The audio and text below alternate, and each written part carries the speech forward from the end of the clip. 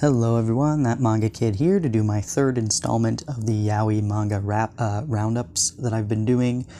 These are all digital titles from Media Do, or Do, it's just D-O, so I'm not sure how it's pronounced. This is a humble bundle that I purchased of all Yaoi manga, and I've been doing about 5 titles at a time in a review video, so that I'm talking about everything but not making an individual video for every single digital title. So this is the third video. If you've not seen the previous 2, go ahead and check them out if you're interested.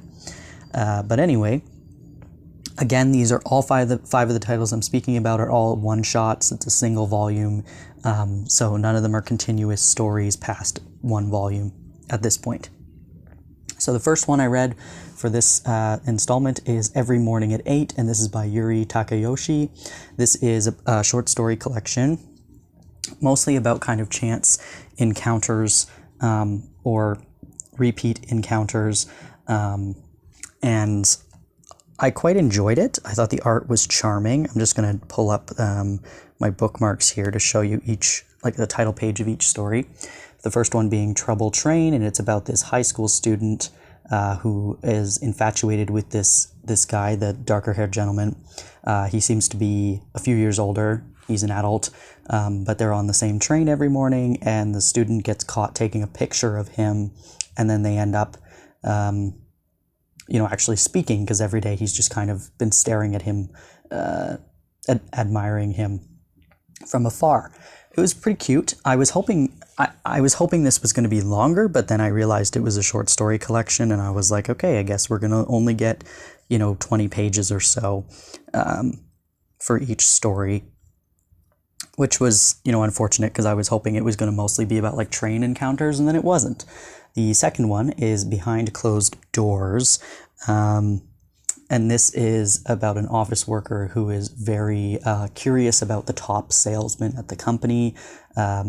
He is kind of interested in how he makes all his sales, because he's heard rumors about him like going out to bars and flirting with some of the older men in the company, and so he's curious about it, and then of course they end up in a physical relationship. A lot of these titles are very explicit, however they are all censored, mostly with the ghost penis kind of situation, or entirely just like completely whited out their whole like torso area, which is even more jarring to look at. The third one was Dr. Aoyama, Perverted Therapist. I'm assuming you know where this is going. This is another age gap, because this guy's a high school student going to a physiotherapist for a sports-related injury, and the therapist is getting a little too handsy. And I guess you could say it's consensual if you take away the power dynamic, but it is what it is. I'm sure there are folks who would find that interesting or entertaining. The next story was My Visions Betray Me, and this guy, he has visions of the future, except they're backwards. So anytime he sees a vision, it's actually the opposite of what is going to happen. And so he kind of lives his life on edge, because he constantly goes into like this vision state. But then he's like, but it's the opposite of what's going to happen. So he has a vision about his coworker who he has a big crush on. And in the vision, they have a fight. And so in reality, he's waiting for them to fall in love. And it's just kind of a miscommunication thing. It was actually quite cute. And this collection does, as you can probably tell, have a good mixture of adult stories, as well as some that involve high school students. This one was actually my favorite story of the bunch. It's called Their Situation, and it's about this kind of quiet guy, pretty effeminate. He's rumored to be gay. He's not keeping it a secret. He does like men, and if people ask him about it, he's like, yeah, I do like guys. And the very popular Playboy dude who just like sleeps with every girl kind of gets interested in him, and he knows who he is, and he's apprehensive about getting involved with him at all, but then of course kind of falls for his charms, and And of course, the popular guy falls for his charms, and it's really cute and really sweet, and I quite enjoyed it. That was my favorite of the bunch from this collection. So overall, honestly, I thought the art was pretty charming. I thought the series, or the book itself, had a good mixture of stories, and yeah, I did enjoy it. The second title was Falling in Love Under the Blue Sky by Wasoh Miyakoshi. This one had pretty interesting art.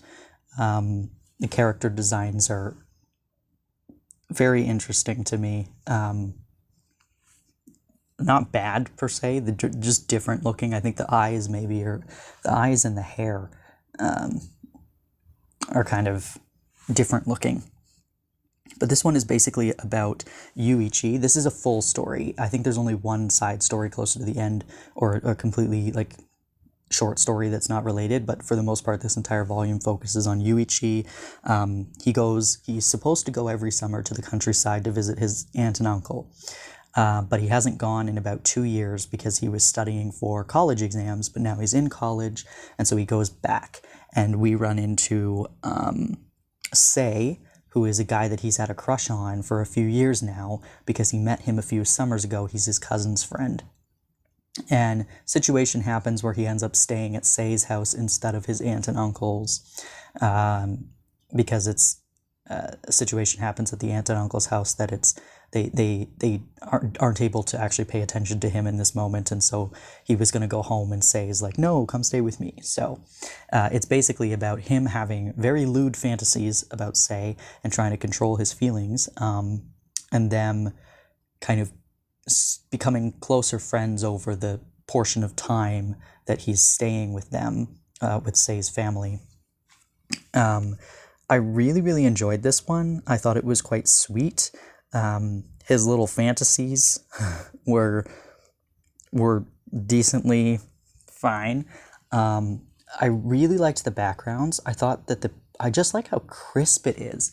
The nature scenes, because it's in the countryside, obviously you get some really beautiful scenes of nature and whatnot. There's another example of that. I just found it to be the paneling and the nature scenes in particular, even though I'm not super fan of the character designs, I thought the art was quite stunning for, just a lesser known kind of yaoi title. I wasn't expecting this kind of really quality art. And I don't know if that's, I don't know. I just, a lot of yaoi doesn't have very good backgrounds in general, and I was just kind of shocked that this one had such beautiful background work, and it was charming. I mean, this is a story about they're 19 years old, these two 19-year-olds who are trying to figure themselves out and toe the line between friendship and clear feelings that they have for each other, but not really knowing how to express that or bring it up with each other. And I thought it was really sweet. And then the other thing that was involved in this story was this series here, which is looking at the gentle moon. All I wrote down about this is generic side story. And it's these two very insecure guys who are, jealous and not able to talk about their relationship. And it honestly had zero impression, and I was quite disappointed with it. Thankfully, it was quite short. But yeah, it was just, it wasn't really anything at all to write home about. And especially after how much I enjoyed the other main story, I was a bit like, why was this even included? I don't think it was any good. There's a really beautiful other picture there. Yeah, the art is stunning, honestly. I really like the art, and the main story was really cute and sweet and definitely explicit. The third title I read was Ginza Neon Paradise by Unohana. This was excellent. This is another full story. There was no side stories, short stories, or anything involved in this one. It was one complete story for the whole volume, and it's about Aoi, this gentleman here, who was waiting for Takahiko, who is his childhood they are friends, but Aoi had a kind of obligation to be friends with Takehiko because his family is very wealthy, and Aoi's family, I guess, is like a merchant or a trader that was involved with Takehiko's kind of estate, and so his family, they're not like servants, but like that kind of relationship of Aoi was required to be friends with and take care of Takehiko and be mindful of him and nice to him and whatever. So they've grown up together. Takehiko got drafted during the war, and Aoi did not. And so he was waiting. The war ended, and years have gone by. I think it's 3 years or something. And Aoi's been waiting every day for Takehiko to come back, and he never came back. And then one day, Aoi actually works for the U.S.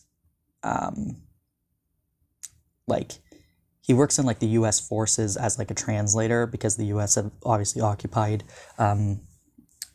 the base in Japan, and so he works there, and he's kind of seen as like a traitor because he's working with the former enemy kind of thing. And so anyway, Takehiko randomly shows up one day, and Aoi's pissed off. He's like, it's been 3 years. You haven't contacted me. Where have you been? I thought you were dead. And he's angry. And we kind of see the story unfolds with seeing kind of their past pieced together up to the moment when Takehiko was drafted and left for the war. You see their future or their present time kind of moving forward and how they're trying to piece back together the relationship that they had, but also move forward after everything that's happened. And so it was really good. I thought that, Ginza being the setting, and Takehiko wanting to come back to Ginza after all this time, and the neon lights and the atmosphere of it was just really well done. I really, really enjoyed this one. I think it had a really beautiful setting. It had a really interesting it takes place in a really interesting time in Japan, post-war, trying to kind of piece back together, the national pride. I found the backgrounds are quite nice. The character designs were nice. I love this era of fashion. I don't know if I bookmarked any pages that kind of show the fashion, but there's one. Yeah, I thought it was really like atmospheric and really beautiful. And Takehiko is an actor or aspiring actor, I guess, in this point in time. And so, we're watching him trying to get into that field while also watching Aoi working with the American troops. And it's I just like workplace stuff, and this is a very different kind of take on workplace. There's a bit more of the fashion with the hats, and this woman is just like she's stunning. I like her a lot. She's like Takehiko's friend / agent for his acting career. But anyway, this was an excellent story. Highly recommend this one if you see it digitally and you want to just pick it up. Ginza Neon Paradise was really good. The fourth title I read was Final Impression. This is by Haruki Fujimoto. This one had, the main story was about 3 chapters, and then there were 2 other chapters of other short stories unrelated. So our main story was not good. I did not like it. The mangaka spoke about this asshole love interest, and that she wanted to do a really jerk of a guy as the interest, and I'm like, why? I don't understand why that is interesting or why people want to see that, but I guess people do.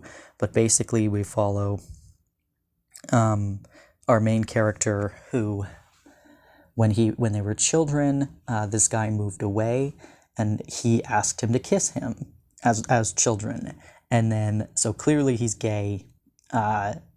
He had feelings for him but didn't really know how to express it as a child, and this guy left weirded out.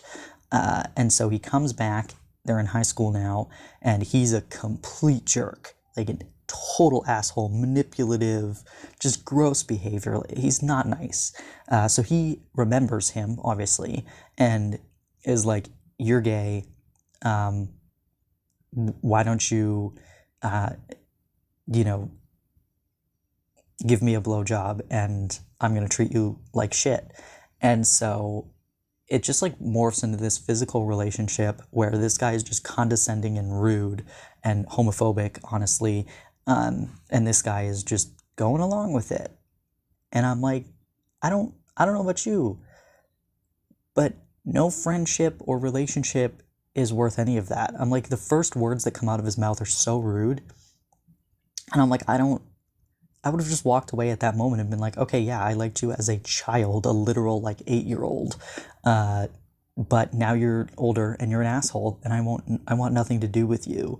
The story was horrible. I didn't like it at all. I did not. Though that being said, the 2 side stories were not bad. The first one being Things the Pet Dog Says, which, sure. This one is about, as you can see, the characters look almost the same as the other 2.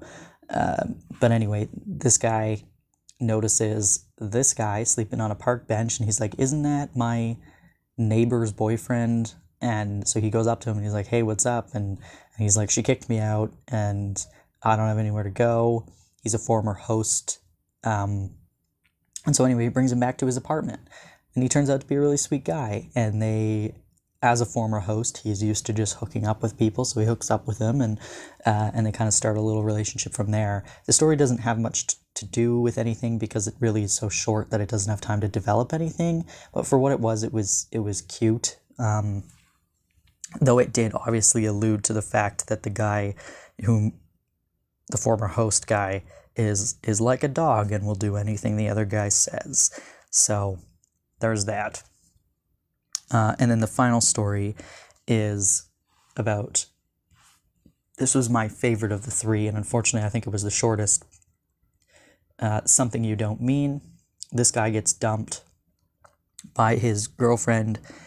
I don't remember why, but anyway, he ends up going to their favorite bar, where he used to take her all the time, and this guy was her favorite bartender, and he's like, I'm going to go see the charming bartender guy that she really likes, and maybe he'll cheer me up too.